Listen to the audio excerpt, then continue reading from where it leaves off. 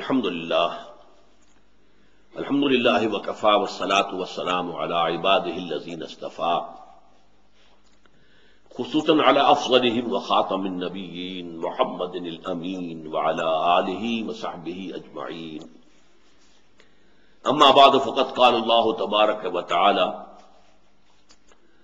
ووصینا الانسان بوالدیہ حسنا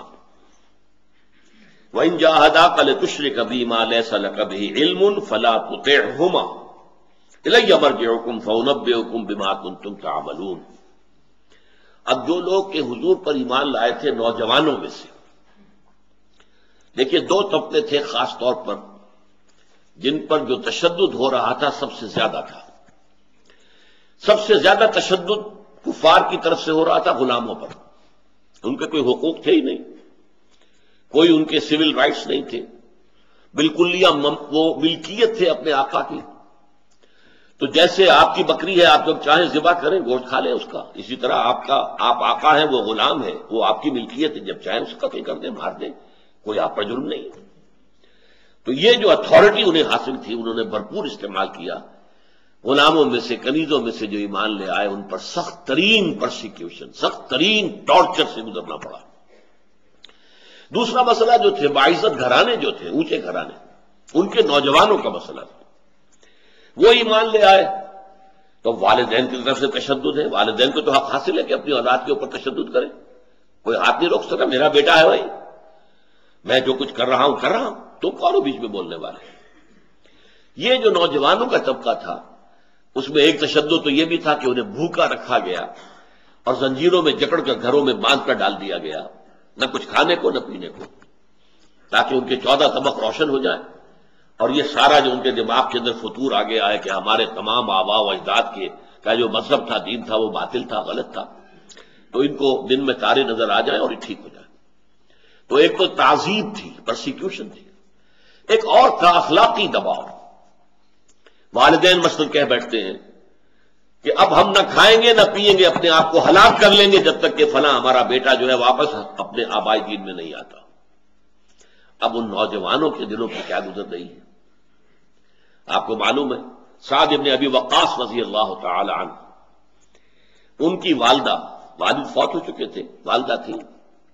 بڑی محنت سے پالا تھا، ناز و نعم میں پالا تھا۔ اب ماں کی شفقت، ماں کی محبت، اب یہ ایمان لے آئے اور ماں نے قسم کھا لی کہ جب تک سعد اپنے باپ کے دین میں واپس نہیں آئے گا میں نے کھاؤں گی نہ پیوں گی، بھوک ہڑتال، مرن برت رکھ لیا۔ اب کیا بیت رہی ہوگی حضرت سعد کے دل پر۔ تو یہ جو ایک پرابلم تھا پریکٹیکل، ایک حق اللہ کا ہے، اس کے دین کا تقاضا ہے، اس میں کسی کو شریک نہیں کرنا ہے، اور ایک یہ ہے کہ والدین کا حق ہے، عقل کی روح سے بھی ہے، فطرت کی روح سے بھی ہے، یہ دونوں ٹکرا رہے ہیں آپس میں یہ حق، تو اب کیا کیا جائے؟ تو پریکٹیکل جواب یہ دیا گیا فلا تطعهما، اگر وہ تمہیں حکم دے کہ تم شریک ٹھہراؤ میرے ساتھ کسی ایسی ہستی کو جس کے لیے تمہارے پاس کوئی علم نہیں۔ اس ضمن میں بھی قرآن مجید میں دو اسلوب آئے ہیں، ایک تو یہ ما لیس لک بہ علم، کوئی علمی بنیاد ہے اس بات کی کہ اللہ کے ساتھ کوئی شریک ہے، کوئی علمی بنیاد نہیں، کوئی عقلی بنیاد نہیں، کوئی منطقی بنیاد نہیں۔ اور ایک آتا ہے ما نزل اللہ بہا من سلطان، اللہ نے ان معبودوں کے لیے کوئی سند اتاری نہیں۔ اگر اللہ تعالیٰ قرآن میں فرما دیتا کہ یہ جو دیویاں ہیں یہ بھی ہیں کچھ، ہاں ٹھیک ہے، یہ میرے ہاں برگزیدہ ہیں، یہ لات اور عزا اور منات، لہذا ہم مجھے یقیناً اللہ کا حکم ہوتا قرآن میں تو ہم کچھ نہ کچھ ڈنڈوت کرتے ان کی، کچھ نہ کچھ جو ہے چڑھاوے چڑھاتے، اگر اللہ نے کہا ہوتا۔ جیسے کہ آپ دیکھیں گے جو سلسلہ حوامیم ہے آخر میں آتا ہے 25ویں پارے میں اور 24ویں پارے میں، تو اس میں فرمایا گیا اے نبی کہہ دیجئے ان کان للرحمن ولد فانا اول العابدین، اگر واقعتاً رحمان کا کوئی بیٹا ہوتا تو سب سے پہلے میں اس کی بندگی کرتا، اگر ہوتا۔ نہیں ہے، کوئی سند نہیں ہے، ہاتھوں برہانکم، لاؤ نا کوئی اپنے پاس کتاب، کوئی ہے تمہارے پاس کتاب جس میں لکھا ہوا ہو۔ تو ایک انداز یہ ہے کہ ما نزل اللہ بہا من سلطان، اس کے لیے اللہ نے کوئی سند نہیں اتاری۔ ایک یہ ما لیس لک بہ علم، تمہاری عقل میں، فطرت میں، منطق میں کوئی علمی بنیاد نہیں ہے۔ اگر وہ تم پر دباؤ ڈالے کہ ضرور انہیں میرے ساتھ شریک کرو، فلا تطعہما، کیٹیگوریکل انسٹرکشن ہے، ان کا حکم مت مانو۔ لیکن یہاں ذرا خلا ہے جو کہ سورہ لقمان میں جو ہے اس کو پر کیا گیا۔ پھر کیا کریں؟ آیا بالکل قطع تعلق کر لے ماں باپ کے ساتھ؟ نہیں، فرمائیے نہیں، وہاں فرمایا فلا تطعہما وصاحبہما فی الدنیا معروفا، پھر بھی ان کے ساتھ دنیا میں بھلے طریقے کے ساتھ گزارا کرو۔ آخر والدین تو ہیں، اگر وہ اب غریب ہو گئے ہیں، بڑھاپے کو پہنچ گئے ہیں، اما یبلغن عندک الکبر احدہما او کلاہما فلا تقل لہما اف، چاہے وہ کافر ہیں، مشرک ہیں، کچھ بھی ہیں، ایک بات میں تو ان کی کہنا نہیں ماننا، شرک نہیں کرنا ہے، توحید پر ڈٹے رہنا ہے۔ اور شرک کو اور توحید کو محدود معنی میں نہ لیجئے۔ شرک یہ بھی ہے کہ حکومت جو ہے وہ اللہ کے سوا کسی اور کی ہے، یہ سیاسی شرک ہے۔ آج جو ہے ڈیموکریسی، یہ بہت بڑی بدترین شرک ہے۔ We are sovereign, sovereignty of the people, شرک بدترین۔ ساورن صرف ایک ہے، سروری زیبا فقط اس ذات بے ہمتا کو ہے، حکمراں ہے ایک وہی، باقی بتانے حاضری۔ تو یہ شرک جو ہے اس کو صرف اس معنی میں نہ سمجھیے، اس کو پورے وسیع تصور میں لیجیے۔ اسی طریقے سے اب اللہ کا حق یہ ہے کہ اللہ کے دین کا بول بالا کرو، اس کے لیے جد و جہد کرو، قربانیاں دو۔ والدین کہتے مت کرو، یہاں بھی ان کا کہنا نہیں مانا جائے گا۔ والدین کہتے نماز مت پڑھو، نہیں، کہنا نہیں مانا جائے گا، نماز پڑھنی ہے، یہ فرض ہے اللہ کی طرف سے۔ یہ تو در حقیقت اللہ کے حقوق ہے۔ اللہ کے حقوق پر اگر والدین ڈاکہ ڈالتے ہیں تو آپ کہنا مت مانیے۔ ہاں یہ کہ ویسے ان کے ساتھ حسن سلوک، ان پر خرچ کرنا، اور اگر کہنا بھی ہے کہ ابا جان یہ کام میں نہیں کر سکتا، لجاجت سے کہنا، ابا جان یہ اس معاملے میں میں آپ کی بات نہیں مان سکتا، امی جی میں نہیں مان سکتا آپ کی بات، اللہ کا حکم ہے، اقامت دین کی جد و جہد مجھ پر فرض ہے، اور مجھے اللہ کے یہاں جا کے جواب دہی کرنی ہے اس کی، لہذا اس معاملے میں تو میں آپ کی بات نہیں مان سکتا۔ لیکن اس میں بھی انداز لجاجت کا ہو، تواضع کا ہو، سینہ تان کر نہ کہا جائے جاؤ دفعہ ہو جاؤ، میں نے تو کرنا ہی کرنا ہے سب کچھ، نہیں، یہ نہیں۔ وہاں تو فرمایا گیا ہے ولا فلا تقل لهما اف ولا تنهرهما، ان کو جھڑکو مت، اف تک نہ کہو۔ یہ پہلو اپنی جگہ پر ہے، یہ سورہ لقمان میں ہم پڑھ چکے ہیں، یہاں اس کی وضاحت نہیں ہے۔ فلا تطعهما الی مرجعکم فانبئکم بما کنتم تعملون، تو میری ہی طرف، میرے ہی پاس تم سب کو لوٹ کر آنا ہے، اور میں پھر جتلا دوں گا ہر ایک پر کہ وہ کیا کرتا رہا۔ کسی باپ نے کیا اپنے حدود سے تجاوز کیا، کسی ماں نے کیا اپنے حقوق سے بڑھ کر مطالبہ کیا، اور کسی مومن بندے نے، نوجوان نے اگر اس کے بعد جو ہے والدین کے ساتھ ہاسٹائل سلوک اختیار کر دیا، وہ بھی اللہ کے یہاں پکڑا جائے گا۔ کہنا ان کا نہیں ماننا اس میں، لیکن ان کا ادب اور ان کی دیکھ بھال، ان پر خرچ کرنا، ان کی خدمت کرنا، یہ پھر بھی لازم رہے گا۔ اب اس کے بعد چونکہ اس میں حکم آیا بہت سخت، والدین کی نافرمانی کا حکم دیا جا رہا ہے، مت مانو، کیونکہ وہ حقوق اللہ پر ڈاکہ مار رہے ہیں۔ ان کے حقوق اپنی جگہ رہیں گے، لیکن اس معاملے میں کہ جہاں اللہ تعالیٰ کے حقوق جو ہیں ان کے اوپر آنچ آ رہی ہو، ان کا کہنا نہیں ماننا ہے۔ اب اس میں بھی ایک اور دل جوئی کی آیت آ گئی، جب تم کٹ رہے ہو اپنے والدین سے، بھائیوں سے کٹ گئے، بہنوں سے کٹ گئے، کتنے ہیں جو بیویوں سے کٹ گئے، بیویاں کافر رہیں، مشرک رہیں، نکاح ختم ہو گیا۔ یہ سارا جو ہے، یہی تو سب سے بڑا جو ہے چارج لگایا تھا ابو جہل نے میدان بدر میں ایک رات پہلے، جبکہ حضور نے بھی طویل ترین سجدہ کیا تھا، وہ جو گھاس پھوس کی جھونپڑی بنا دی گئی تھی، اور وہاں حضرت ابو بکر تلوار لے کر کھڑے ہوئے تھے پہرے دار کی حیثیت سے، بڑا طویل سجدہ کیا تھا اور بڑی دعا کی تھی۔ اس وقت ابو جہل بھی ایک دعا کر رہا تھا، اللہم، اے اللہ، اقطعنا للرحم فاقضہ اليوم، جس نے ہمارے رحمی رشتے کاٹ دیے، اے اللہ کل تو اس کو رسوا کر دیجیے۔ سب سے بڑا چارج یہ تھا۔ ظاہر بات ہے، آپ کو معلوم ہے انگریزی کی کہاوت، a house divided amongst itself can't stand, تو ان کی جو قوت تھی وہ تو اسی میں تھی، پورا قریش کا قبیلہ ایک مٹھی ہے، ایک مٹھی بند مٹھی ہے۔ اب کیا ہو گیا؟ وہ تقسیم ہو گیا، بھائی بھائی سے جدا ہو گیا، باپ بیٹے سے جدا ہو گیا، بیٹا باپ سے جدا ہو گیا۔ عتبہ کا بیٹا حضرت حذیفہ رضی اللہ تعالیٰ عنہ وہ چھوڑ کر چلا گیا، گھر چھوڑ کر چلا گیا عتبہ کا بیٹا۔ تو یہ ساری چیزیں آپ سوچئے، اسی طریقے سے ام حبیبہ وہ ایمان لے آئے، ان کا شوہر بھی ایمان لے آیا، ابو سفیان کی بیٹی۔ اس اعتبار سے ہی تو گھر کٹ رہے ہیں نا۔ بلکہ یہ الفاظ حضرت عیسیٰ علیہ السلام کے بھی آئے، یہ نہ سمجھو کہ میں امن قائم کرنے آیا، میں تو گھر گھر میں فساد ڈالنے کے لیے آیا۔ کیوں؟ جو مجھ پر ایمان لے آئے گا اور جو ایمان نہیں لائے گا وہ ایک دوسرے سے خلاف ہو گئے، ایک دوسرے کے مد مقابل ہو گئے۔ عزت علی الکافرین، کافروں پر سخت ترین،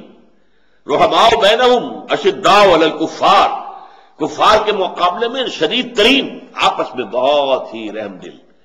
مسلمان کے ساتھ رحم دل ہوگا، وہ حلقہ یاراں تو بریشم کی طرح نرم، اور رزم حق و باطل ہو تو فولاد ہے مومن۔ تو اب یہاں جو دلجوئی کی آیت آ رہی ہے، والذین آمنوا وعملوا الصالحات لندخلنہم فی الصالحین، اور جو لوگ ایمان لائے اور جنہوں نے ایک عمل کیے، یعنی جو ایمان لے آئے محمد پر صلی اللہ علیہ وسلم، حزب اللہ میں شامل ہو گئے، اب ان کا رشتے ٹوٹ گئے ہیں حزب الشیطان سے، چاہے وہ باپ ہو، وَلَوْ كَانَ آبَاؤُهُمْ أَوْ إِخْوَانَهُمْ أَوْ أَزْوَاجَهُمْ أَوْ عَشِيرَتَهُمْ، کوئی بھی ہو، تو ان سے رشتے کٹ گئے۔ اب ان کی دلجوئی کے لیے کیا فرمایا؟ دیکھو تم کٹے ہی کٹے نہیں ہو، تم جڑے بھی تو ہو نا، تم آ کر محمد کے ساتھ جڑ گئے صلی اللہ علیہ وسلم، محمد کے ساتھیوں کے ساتھ جڑ گئے، تمہارے مابین وہ محبت جو تمہارے دو حقیقی بھائیوں میں نہیں ہوگی، وہ محمد پر ایمان لانے والوں کے درمیان اتنی شدید محبت ہے۔ تو کٹ تو گئے ہو ایک طرف سے، لیکن یہ سمجھو کہ تم جڑ بھی گئے ہو، اور جن سے جڑے ہو وہ بہت اعلیٰ اور افضل ہیں ان سے کہ جن سے تمہیں کٹنا پڑا ہے۔ اس کے لیے اولئک مع الذین انعم اللہ علیہم من النبیین والصدیقین والشہداء والصالحین وحسن اولئک رفیقا۔ دیکھو تم اگر کٹے ہو ماں باپ سے، بھائی سے، بہن سے، بیوی سے کٹ گئے ہو، کوئی پرواہ نہیں، تمہیں میت حاصل ہو گئی ہے کن کی؟ وہ جو منعم علیہم ہیں، جن پر اللہ کا انعام ہوا ہے، تو انبیاء کرام، صدیقین کرام اور شہداء عظام اور بہت صالحی مومن جو ہے، صالح مومن، تم ان کے ساتھ جڑ گئے ہو، ان کے ساتھ تمہارا رشتہ قائم ہو گیا ہے، تمہاری اخوت دینی، انما المؤمنون اخوۃ فاصلحوا بین اخویکم، یہ سورہ حجرات میں آپ پڑھ چکے ہیں۔ مومن تو آپس میں بھائی بھائی ہیں، اور کیسے کچھ بھائی بھائی بنائے ہیں آپ کو معلوم ہے، تاریخ انسانی میں اس کی مثال نہیں مل سکتی کہ ایک مہاجر اور ایک انصاری دونوں کو بھائی بنا دیا۔ یہ ہجرت کے بعد کا واقعہ بتا رہا ہوں، تاکہ یہ دو علیحدہ طبقے ہو کر تو ہو سکتا ہے کہ ان کے درمیان کہیں فرکشن شروع ہو جائے، بلکہ انہیں آپس میں گفت دو،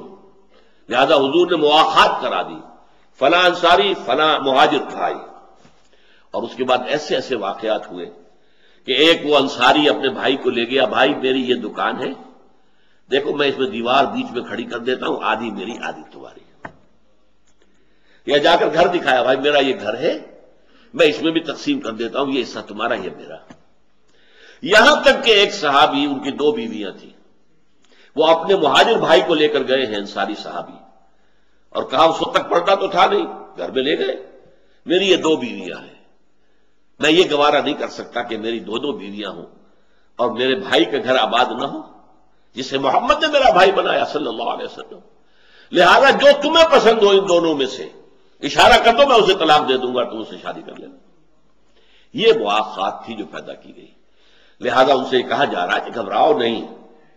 وَوَصَّيْنَا الْإِنسَانَ بِوَالِدَيْهِ حُسْنًا وَإِنْ جَاهَدَاكَ لِتُشْرِكَ بِي مَا لَيْسَ لَكَ بِهِ عِلْمٌ فَلَا تُطِعْهُمَا إِلَيَّ مَرْجِعُكُمْ فَأُنَبِّئُكُم بِمَا كُنتُمْ تَعْمَلُونَ وَالَّذِينَ آمَنُوا وَعَمِلُوا الصَّالِحَاتِ لَنُدْخِلَنَّهُمْ فِي الصَّالِحِينَ۔ وہی صیغہ لام مفتوح اور نون مشدد، یہ صیغہ جو ہے اس سورہ مبارکہ میں بہت مرتبہ آیا، آخر میں بھی آئے گا، آخری آیت یہ ہے وَالَّذِينَ جَاهَدُوا فِينَا لَنَهْدِيَنَّهُمْ سُبُلَنَا، جو لوگ ہمارے راہ میں جہاد کریں گے ہم یقیناً ان کی رہنمائی کریں گے اپنے راستوں کی طرف، ان کو ہم چلائیں گے اپنے راستوں پر۔ اب اس کے بعد فرمایا وَمِنَ النَّاسِ مَن يَقُولُ آمَنَّا بِاللَّهِ فَإِذَا أُوذِيَ فِي اللَّهِ جَعَلَ فِتْنَةَ النَّاسِ كَعَذَابِ اللَّهِ وَلَئِن جَاءَ نَصْرٌ مِّن رَّبِّكَ لَيَقُولُنَّ إِنَّا كُنَّا مَعَكُمْ أَوَلَيْسَ اللَّهُ بِأَعْلَمَ بِمَا فِي صُدُورِ الْعَالَمِينَ وَلَيَعْلَمَنَّ اللَّهُ الَّذِينَ آمَنُوا وَلَيَعْلَمَنَّ الْمُنَافِقِينَ۔ لوگوں میں سے کچھ ایسے بھی ہیں جو کہہ تو دیتے ہیں کہ ہم اللہ پر ایمان لے آئے، وَمِنَ النَّاسِ لوگوں میں کچھ ایسے ہیں مَن یقول جو کہتے ہیں یہ آمنا باللہ ہم اللہ پر ایمان لے آئے، فَإِذَا أُوذِيَ فِي اللَّهِ جب انہیں ایذا پہنچائی جاتی ہے اللہ کے راستے میں، ایمان لانے کی وجہ سے تکلیف دی جا رہی ہے، دیکھتے ہوئے انگاروں پہ لٹایا جا رہا ہے اور گردن کے اندر رسی باندھ کر اور مکے کی پتھریلی گلیوں کے اندر گھسیٹا جا رہا ہے، جسم ادھڑ رہا ہے، اور جیسے کہ حضرت سمیہ اور حضرت یاسر کو شہید کر دیا گیا ٹارچر کے بعد، تو وہ ظاہر بات ہے کہ جب ایذا دی جاتی ہے تو پھر ان کا حال کیا ہوتا ہے؟ فَإِذَا أُوذِيَ فِي اللَّهِ جَعَلَ فِتْنَةَ النَّاسِ كَعَذَابِ اللَّهِ وہ یہ سمجھ بیٹھتے ہیں جو کہ انسانوں کی طرف سے جو آزمائشیں آ رہی ہیں کہ اللہ کے عذاب کی طرح اس کو سمجھ بیٹھتے ہیں، جس طرح اللہ کے عذاب سے ڈرنا چاہیے، بھاگنا چاہیے۔ یعنی اس وقت وہ پھر ان کا ایمان جواب دینے لگتا ہے، ان کی ہمت جواب دینے لگتی ہے، ان کی کمر ہمت جو ہے وہ ٹوٹنے لگتی ہے۔ اب یہ کیفیت مطلوب کیا ہے؟ کھڑے رہو، ہر کے بعد آباد جو ہو کوئی پرواہ نہیں، جسم کے لاکھ ٹکڑے کر دیے جائے کوئی پرواہ نہیں، ہونا تو یہ چاہیے، آروں سے چیر دیا جائے کوئی پرواہ نہیں، ہمارے لوہے کے کندھوں سے ہمارے ہڈیوں کے اوپر سے اس گوشت کو کھرچ دیا جائے کوئی پرواہ نہیں۔ لیکن یہ کہ اگر ذرا سی بھی ہمت میں کمی ہے، ذرا سی بھی عزیمت میں کمی ہے، استقلال اور ثبات کے اندر کمی ہے، ذرا سے صبر میں کمی ہے، تو کیا ہوگا؟ آدمی ڈر جائے گا، کانپ جائے گا۔ اگرچہ ہمارے ہاں ریکارڈ پر کوئی ایک مثال بھی ایسی نہیں ہے کہ کوئی شخص اس تعذیب کی وجہ سے مرتد ہوا ہو اور دین چھوڑ کر واپس شرک میں چلا گیا ہو، کوئی ایک مثال بھی نہیں ہے۔ ایک مثال جو ملتی ہے، ام حبیبہ کے شوہر جو تھے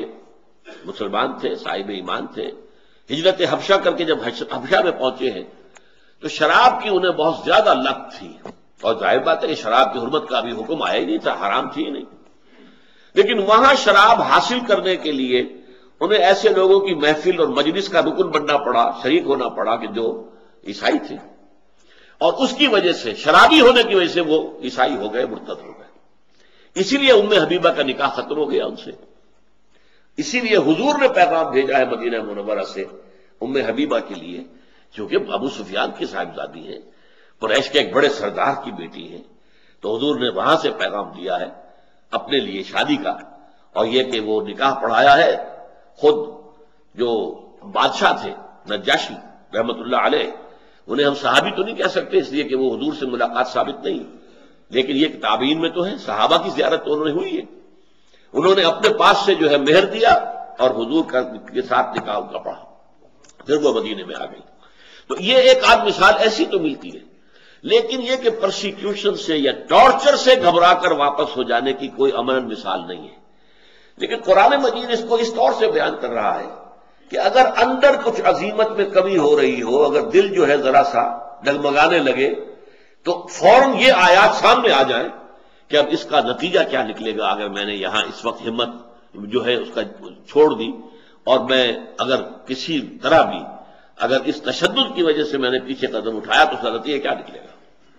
تو فرمایا وَمِنَ النَّاسِ مَن يَقُولُ آمَنَّا بِاللَّهِ اور لوگوں میں سے ایسے بھی ہیں جو کہتے ہیں کہ ہم ایمان لائے اللہ پر، فَإِذَا أُوذِيَ فِي اللَّهِ جب اللہ کے راستے میں انہیں ایذا پہنچائی جاتی ہے، تکلیف دی جاتی ہے، جعل فتنة الناس كعذاب اللہ تو وہ اللہ لوگوں کی طرف سے ڈالی ہوئی آزمائش سے ایسے گھبرا اٹھتے ہیں جیسے اللہ کے عذاب سے گھبرانا چاہیے۔ وَلَئِن جَاءَ نَصْرٌ مِّن رَّبِّكَ اور اے نبی اگر آپ کے رب کی طرف سے مدد آ جائے، آپ کو غلبہ حاصل ہو جائے، آپ کو کوئی بڑی فتح حاصل ہو جائے، بہت سا مال غنیمت جو ہے وہ ہاتھ میں آ جائے، لَيَقُولُنَّ إِنَّا كُنَّا مَعَكُمْ اس وقت وہ کہیں گے کہ ہم بھی تو آپ کے ساتھ تھے۔ دیکھیے یہ ہے وہ بیماری جو پھر مدینے میں جا کر پوری طریقے سے کھل کر سامنے آئی ہے۔ مکی قرآن میں اس کا ذکر جو ہے یا تو یہاں ہے یا سورہ حج میں ہے۔ وَمِنَ النَّاسِ مَن يَعْبُدُ اللَّهَ عَلَىٰ حَرْفٍ لوگوں میں سے کچھ ایسے بھی ہیں جو اللہ کی بندگی تو کرنا چاہتے ہیں لیکن کنارے کنارے مجھدھار میں نہیں کودنا چاہتے، دریا کے مجھدھار میں کودیں گے ڈوبنے کا اندیشہ ہے، کنارے کنارے جہاں پانی جو ہے وہ کم گہرا ہوتا ہے چل رہے ہیں۔ تو وَمِنَ النَّاسِ مَن يَعْبُدُ اللَّهَ عَلَى حَرْفٍ فَإِنْ أَصَابَهُ خَيْرٌ اطْمَأَنَّ بِهِ، اگر خیریت ہے، کوئی فائدے پہنچ رہے ہیں، کوئی مال غنیمت میں حصہ آ رہا ہے تو بڑے خوش ہیں. لیکن اگر ان پر کوئی فتنہ آ جائے تو وہ اس کے بعد بالکل اوندے منہ گر جاتے ہیں. ان اصابہ خیر اطمأن بہ وان اصابتہ فتنۃ انقلب علی وجہہ، اگر فتنہ آزمائش آ گئی بڑی کوئی، اوندے منہ گر پڑتے ہیں. خسرت دنیا والآخرہ، یہ خسارہ ہے دنیا اور آخرت دونوں کا. تو سورہ حج کی وہ آیت اور سورہ العنکبوت کی یہ آیت، اور اس کے ساتھ اگلی آیت جو آ رہی ہے جو میں ابھی پڑھیں گے، ابھی اس آیت کو مکمل کر لیں. وَمِنَ النَّاسِ مَن يَقُولُ آمَنَّا بِاللَّهِ فَإِذَا أُوذِيَ فِي اللَّهِ جَعَلَ فِتْنَةَ النَّاسِ كَعَذَابِ اللَّهِ وَلَئِن جَاءَ نَصْرٌ مِّن رَّبِّكَ لَيَقُولُنَّ إِنَّا كُنَّا مَعَكُمْ أَوَلَيْسَ اللَّهُ بِأَعْلَمَ بِمَا فِي صُدُورِ الْعَالَمِينَ. اب پہلا تبصرہ تو ان کے طرز عمل پر کیا ہے؟ کیا انہیں معلوم نہیں کہ اللہ خوب جانتا ہے کہ لوگوں کے سینوں میں کیا ہے؟ تم نے جھوٹ موٹ کی اب بات کر رہے ہو کہ ہم بھی ساتھ تھے. جب تکلیف کا وقت تھا تو تم پیچھے ہٹ گئے تھے. جب کہیں مقابلہ آ رہا ہے تو سب سے پیچھے، اگر کوئی مال آ گیا تو سب سے آگے. یہ بڑی تفصیل سے سورہ آل عمران کے اندر اس کا نقشہ کھینچا گیا ہے، اور سورہ احزاب کے اندر وَلَيَعْلَمَنَّ اللَّهُ الَّذِينَ آمَنُوا وَلَيَعْلَمَنَّ الْمُنَافِقِينَ. اب بات کھل گئی. پہلے آیت آئی تھی وَلَيَعْلَمَنَّ اللَّهُ الَّذِينَ صَدَقُوا وَلَيَعْلَمَنَّ الْكَاذِبِينَ. اللہ ظاہر کر کے رکھ دے گا، کھول کر رکھ دے گا، دودھ کا دودھ پانی کا پانی جدا کر دے گا. اللہ ظاہر کر دے گا کون ہے حقیقت میں سچے اپنے دعوی ایمان میں، اور کون ہیں جھوٹ موٹ کے مدعی ایمان. جو سچے ہیں ان کے لیے لفظ ایمان آیا، اور جو جھوٹ موٹ کے تھے ان کے لیے لفظ منافقین آ گیا. اور یہ واحد مقام ہے مکی قرآن میں. مکی قرآن جو ہے مکی صورتوں پر مشتمل، وہ 2/3 قرآن ہے. نفاق اصل موضوع نہیں ہے، نہ ہی منافقت کا کوئی ہمیں ثبوت ملتا ہے مکے کے دور میں. مکی لوگ جو ہیں بنی اسماعیل، ان میں اور بہت خرابیاں تھیں قریش کے اندر سب، لیکن ان کے اندر یہ منافقت نہیں تھی. وہ دشمن تھے تو سامنے سے آ کے وار کرتے تھے. کوئی وہ جو ہے تو گھٹیا انداز اختیار نہیں کرتے تھے، کوئی کمینگی اختیار نہیں کرتے تھے. اور دوست بن گئے تو پھر جان دینے کو تیار ہو جائیں گے کہ پھر وہ جو ہے اتنے جانثار ہوں گے، اپنی دوستی کا حق ادا کرنے کے لیے جان دینے کو تیار ہو جائیں گے. تو یہ چیز مکے میں نہیں تھی. لیکن یہ کہ جڑ کی بات کہ اگر اہل ایمان پر کوئی آزمائش آئی اور اندر اس کو محسوس ہونے لگے کہ میرا دل تو ڈول رہا ہے، بس ابھی زبان سے اس نے کچھ نہیں کہا، نہ کہیں وہ پیچھے ہٹا ہے ابھی، لیکن اگر یہ دل جو ہے ڈولنے لگا ہے تو یہ در حقیقت میں سمجھ لو کہ یہ اس بیماری کا آغاز ہے جو بیماری کے چل کر منافقت کی شکل اختیار کر لے گی. تو اسی لیے فرمایا وَلَيَعْلَمَنَّ اللَّهُ الَّذِينَ آمَنُوا وَلَيَعْلَمَنَّ الْمُنَافِقِينَ.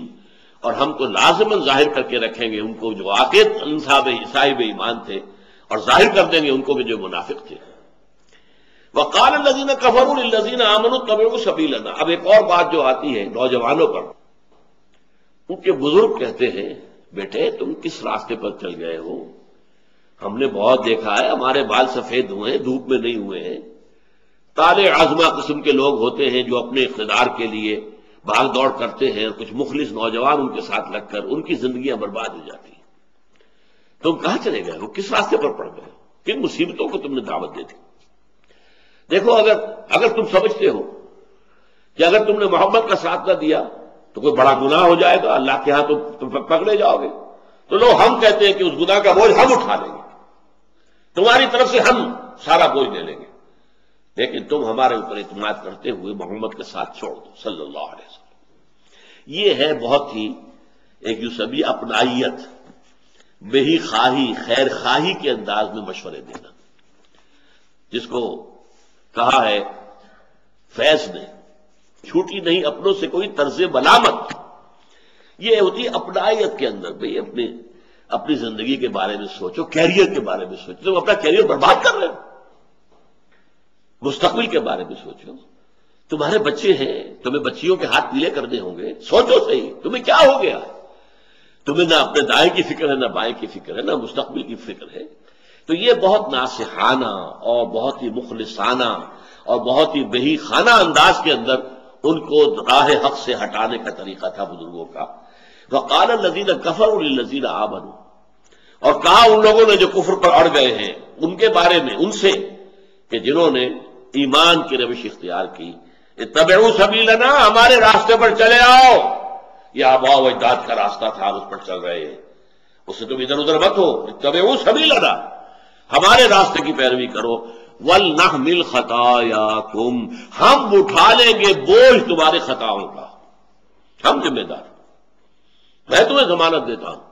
اگر اللہ کی طرف سے پکڑ آئی میں لے لوں گا کہ میں نے اس سے کہا تھا اور اس کو ہٹایا تھا اس راستے سے، وَلْنَحْمِلْ خَطَايَاكُمْ وَمَا هُمْ بِعَامِلِينَ مِنْ خَطَايَاهُمْ مِنْ شَيْءٍ، اور نہیں ہے وہ اٹھانے والے ان کی خطاؤں میں سے کسی بھی بات کا وزن، وہ تو لا تزر وازرۃ وزر اخرى، اگر تم نے غلط بات مان لی ہے نوجوانوں تو اس کا عذاب تم پر آئے گا، ان پر نہیں آئے گا، ہاں ان پر اضافی طور پر عذاب آ جائے گا، لیکن تمہارا عذاب وہاں نہیں جائے گا، تمہارا عذاب تو تمہارا اپنا کمایا ہوا ہوگا، لہا ما کسبت وعلیہا ما اکتسبت، جو بھی انسانی جان کماتی ہے خیر تو وہ بھی اسی کے لیے ہے، اور اگر کوئی شر کمایا ہے تو وہ بھی اسی پر ہے۔ تو فرمایا وقال الذين كفروا للذين آمنوا اتبعوا سبيلنا ولنحمل خطاياكم وما هم بحاملين من خطاياهم من شيء، نہیں ہے وہ اٹھانے والے ان کی خطاؤں کے بوجھ میں سے کچھ بھی، انہم لکاذبون، یقیناً وہ جھوٹ بول رہے ہیں، ولا يحملن اثقالهم واثقالا مع اثقالهم، البتہ انہیں اٹھانا پڑے گا، لا يحملن پھر وہی اسلوب ہے تاکیدی، اپنے بوجھ بھی اور اپنے بوجھوں کے ساتھ کچھ اور بوجھ بھی، یعنی ایک تو وہ شخص جو ہے چاہے باپ ہے، تایا ہے، چچا ہے، اس کے اپنے جو بوجھ ہے گناہوں کی وہ تو اٹھانا ہی ہے، لیکن یہ جو بھتیجے کو یا بیٹے کو بدراہ کرنے کی کوشش کی ہے، گمراہی پر لانے کی کوشش، اس کی وجہ سے ان کے بوجھ میں تو اضافہ ہو رہا ہے، لیکن اگر تم نے ان کی نصیحت مان کر اور ان کو اپنا بہی خواہ اور خیر خواہ سمجھ کر ان کی نصیحت پر عمل کیا تو پھر تمہارا جو بوجھ رہے گا وہ تم ہی پر ہے، تمہارا بوجھ وہ شیئر نہیں کر سکیں گے، البتہ تمہیں گمراہ کرنے کی کوشش کا جو عذاب ہے اس کا وہ اضافہ اپنے حق میں کر رہے ہیں۔ وما هم بعاملين من خطاياهم من شيء انهم لكاذبون وليحملن اثقالهم واثقالا مع اثقالهم، لازماً اٹھائیں گے اپنے بوجھ بھی اور اپنے بوجھوں کے ساتھ مزید بوجھ بھی، وليسألن يوم القيامة عما كانوا يفترون، اور ان سے لازماً پوچھا جائے گا، محاسبہ ہوگا قیامت کے دن جو افترا بازی وہ کر رہے تھے، جھوٹ، ہم آپ کا بوجھ اٹھا لیں گے، ہم ذمہ دار ہیں، تمہارے گناہ میرے سر، تم آؤ میرے راستے پر، یہ سارا کا سارا جھوٹ جو تھا اس کے بارے میں ان سے پوری پوری بات مسکل لی جائے گی۔ یہ ہے 13 آیات پر مشتمل یہ پہلا رکوع سورہ العنکبوت کا، جن میں سے پہلی آیت جو ہے وہ تو حروف مقطعات پر مشتمل ہے، 12 آیات ہیں، بڑی بیلنسڈ ہیں، ان میں اس مصائب اور آزمائشوں میں اہل ایمان کے لیے دلجوئی کا سامان بھی ہے، اور ذرا سی اگر کہیں لغزش پاؤں میں آئی تو اس پر ڈانٹ ڈپٹ کا انداز بھی ہے، تمہارا سارا کیا کرایا ہفت ہو جائے گا، اکارت چلا جائے گا اگر تم اس آزمائش کے مقابلے میں کھڑے نہ رہے۔ اللہ تعالی ہمیں توفیق دے کہ اول تو ہم دین کے جو تقاضے ہیں ان کو سمجھیں اور ادا کریں، اور اگر اس راہ میں کوئی تکلیف آتی ہے